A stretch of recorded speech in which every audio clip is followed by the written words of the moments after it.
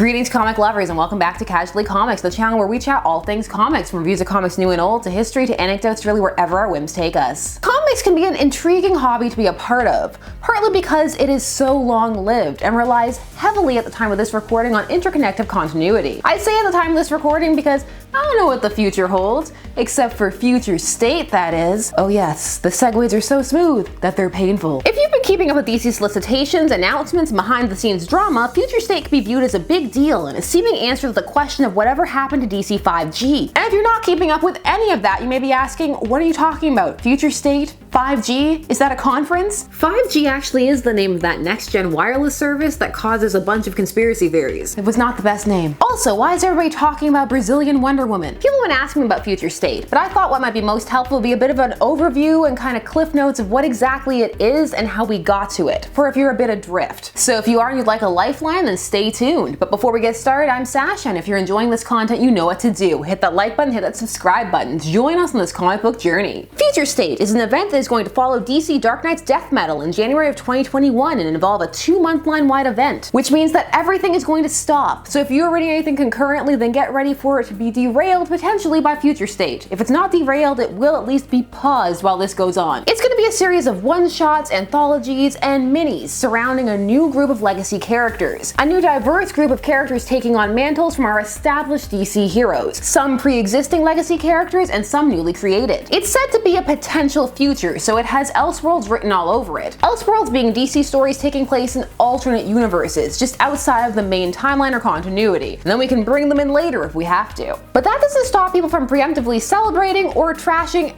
everything about Future State. The plot, the characters, the new status quo that has not happened yet. Me, I'm more of a wait and see what happens when it gets here kind of fan. Of course I have opinions. There are stories and events announced and I'm either excited or wary or ambivalent, and I've been right, wrong, and everything in between. You can't really know until it gets here. And even then, sometimes if you reread it years later, you have a different opinion. It's amazing what time and distance can do for an event, both positive and negative. Now, Future State appears to be the remains of what was once called DC 5G, which was announced in late 2019 with speculation running rampant through early 2020. Initially, not much was known about it, except that it seemingly was going to involve a new compressed timeline, meaning all the events in the DC universe were going to have existed on one single timeline. So the Golden Age, the Silver Age, the Bronze Age, they were all going to somehow have to make sense chronologically. Now this would by its very nature facilitate a new group of legacy heroes, because we would have to acknowledge something that most comic book fans and creators don't want to, and that is age and aging. There tends to be a tacit agreement between both reader and creator that there's a suspension of disbelief around how much time is passing. Everybody knows that the events that occur, they don't really make sense if you were going to try and plot it out on a year-to-year basis, and that characters' ages move around each other, and some people start off younger and end up older than their counterparts, and a whole lot of things. But it's all in the name of telling a good story, hopefully. Although, when someone disagrees with something canonically, that's when it tends to come up. Then it's the timeline makes no sense. Canon can be like that. Ignored when all is going well, but something people like to pull out when they want to make a point if it's not going how they like. It's a good time. So the rumor began to swirl that all of the DC Trinity and staple characters were going to be replaced and that it was going to be permanent, and panic set in. Mass panic, as well as, in some circles, praise. Mind you, at this point, nothing had really been revealed yet, and everybody was just speculating as to what exactly was going on. For those who were even in the know that it was happening, because not everybody keeps up with comic news. Some of the rumors seem to have been on point though, such as Superman being Jonathan Kent, Superman and Lois Lane's son. One thing that is for certain is that a lot changed in between when 5G was announced and when Future State was announced. One big one was DC Comics co-publisher and important member of DC upper management for years, Dan Didio, left abruptly. And this event was said to be his brainchild. And there were all kinds of rumors that swirled around that as well, such as the idea as leaving was just a euphemism for being let go. Also, Dan Didio or Dan Didio? I have legitimately heard it both ways. So already the future of 5G looked uncertain, and then the COVID lockdowns happened and the world exploded. Distribution was in flux, storylines disrupted or paused. It was a whole new world. By September of 2020, Chief Creative Officer and now publisher no longer Jim Lee said that this big reboot was no longer coming, which seemed to confirm that it was indeed going to be a massive line-wide reboot and potentially permanent. I say potentially because there are lots of events that were meant to have been permanent, but just give it a couple of decades. Which sounds like a long time, but the older you get, the less it feels like. Jim Lee stated, "There won't be a project called 5G, or a big reboot, or whatever. We really want to focus on individual titles and organically build up individual characters over the course of the next year. We had a lot of great ideas that we were floating around, and rather than dumping it all in 1 month and renumbering the line and going for that really short-term spike in sales, shots fired, we just naturally gravitated to the story ideas and concepts we love and building them into the mythology, the ongoing mythology, in a very organic way." When people start to use the word organic often like that, I get worried. What was it gonna be? Synthetic?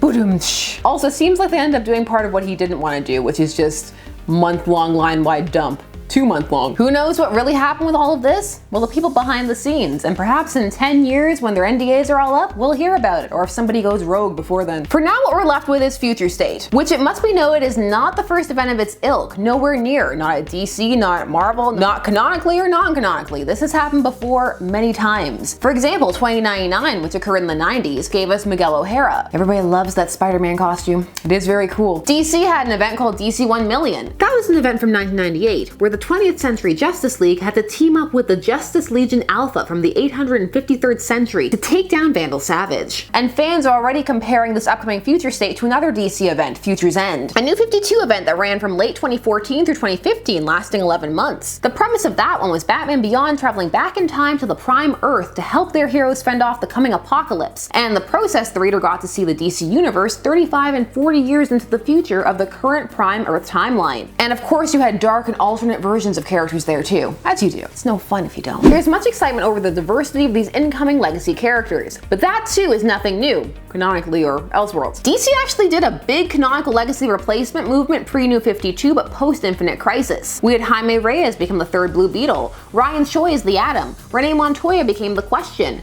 Batwoman Kate Kane was introduced / reintroduced. It's complicated. A lot of these changes were well received and the comics were liked. When it comes to legacy characters like this and who ends up sticking around, it's interesting to see what can happen. Some characters stick around because they're popular, some because it seems to be a necessity for the narrative or for some kind of socio-cultural reason. But that doesn't mean that they stick around forever. Look what happened to Wally. Wally was the Flash for decades. Where is he now? Killing people, that's where.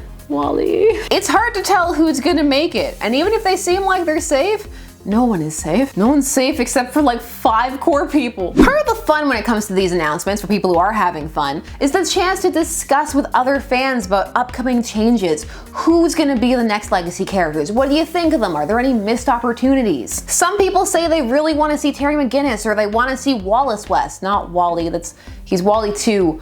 There was a thing that happened in the New 52. Who's gonna break out? Because there tends to be a character who does break out. The character so far at the time of this recording when it comes to Future State is the Brazilian Wonder Woman, from a heretofore undiscovered third tribe of Amazons. Listen, those oh wow, these people were here the whole time and we never knew. It's a cliche, but it works and it gets the job done. She does have a slick design, and that is helpful when it comes to getting attention. She's across all the online media nerd outlets. Synopses for these issues are beginning to emerge as the hype train for that begins to build as Dark Knight's death metal winds down. What happened there? That is a lot, and it'll make a lot more sense once it's all done. It's kind of convoluted and some feel a bit too much. The thing with comics, like I said at the start, is that they are always changing, and even what seems to be the status quo can subtly shift. That means that there's always going to be good characters, bad characters, good ideas, bad ideas, good stories, bad stories, and hopefully a good one's just around the corner. Find something that excites you and makes you want to dive in, no matter what era it's from. You don't have to be keeping up with everything or on time. I mean, it can be fun, but it's not necessary all the time. So how do I feel about Future State? I don't know yet. I love legacy characters, so personally I'm definitely gonna give it a shot. Who knows how I'm gonna feel about it? Three Jokers was a storyline that I was extremely wary of, and I've been enjoying that so far. Proof is in the pudding, or in the reading. Also, that's gonna tie into Joker War. Get excited for that to be explained. I hope that helped a little bit if you were interested in just finding out what Future State is at all. And if you're more interested in specifics, again, the solicitations are starting to eke out. Are you excited for this event? Are there any characters that you're really excited to see or not excited to see? Why or why not? Are you excited for Brazilian Wonder Woman? Let me know that and more down below. And while you're down there, please do all the YouTube things. Like, share, comment, subscribe, and hit the bell notification so that you never miss a vid. Thanks so much for taking some time every day to spend discussing comics with me. I always appreciate it, and I'll see you again soon. Bye-bye.